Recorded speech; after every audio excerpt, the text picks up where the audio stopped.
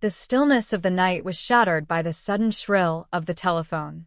Seated at the edge of the hotel bed, Emily flinched, her fingers quivering as she lifted the receiver. "Mrs. Carter?" The voice on the other end was cold, detached.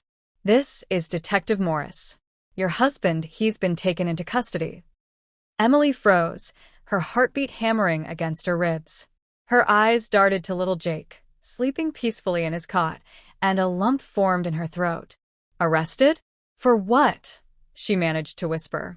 There was a brief silence before the detective spoke again, carefully choosing his words. "He was spotted with another woman. They were behaving suspiciously." Emily's grip on the phone weakened.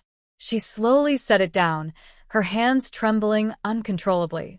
Desperate for answers, she reached for the remote and turned on the television.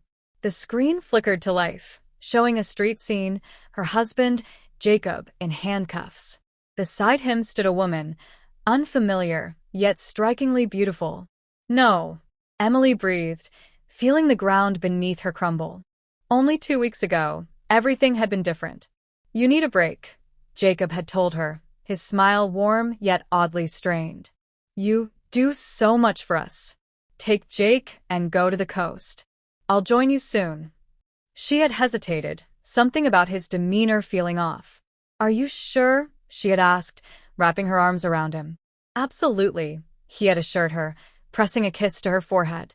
Now, staring at the television, she realized she had ignored the signs. Something had been wrong all along. The next day, Emily returned home.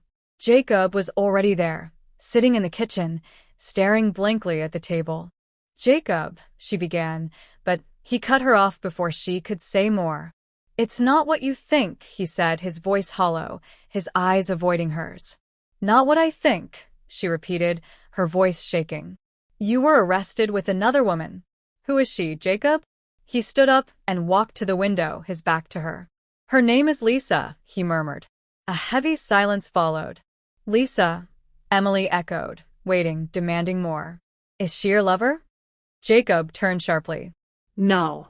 It's complicated." "Then explain." Her voice cracked, raw with emotion. But he said nothing. His expression was haunted, his silence more painful than any words could be. That night, Emily couldn't sleep. Sitting alone in the living room, she clutched a framed picture of their family. Across the hall, Jacob had locked himself in his study. Then she heard it, a hushed voice. "I can't keep this a secret any longer," Jacob whispered into the phone. "She's going to find out." Emily froze, her blood running cold. Who was he talking to? What had he been hiding from her? Determined to uncover the truth, she found Lisa's number and dialed. "Hello." A soft, hesitant voice answered. "This is Emily Carter," she said, steadying herself. "We need to talk."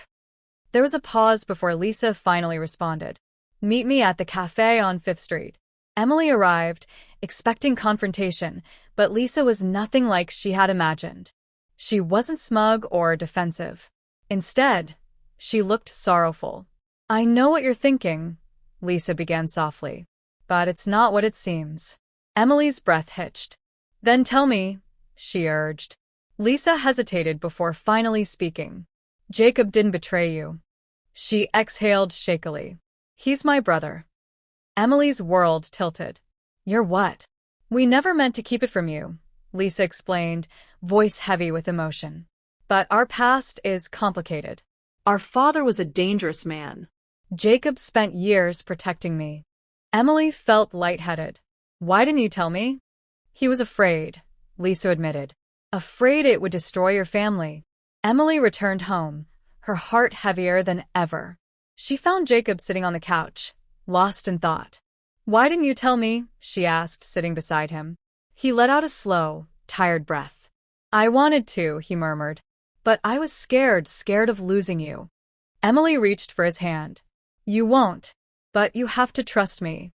Jacob looked at her, and for the first time in days, there was hope in his eyes. Months passed. Slowly, the wounds began to heal. Lisa became a part of their lives, and Jacob and Emily grew closer than ever. One evening, as they sat on the porch, Watching the sun sink below the horizon, Emily turned to Jacob. "Are you happy?" she asked gently. Jacob smiled, lacing his fingers through hers. Yes. "Because I have you." They sat together in the fading light, knowing the world was far from perfect. But they also knew that love and trust were the only things that truly mattered. And in that moment, Emily understood. Truth may be painful, but it is the very thing that makes us stronger.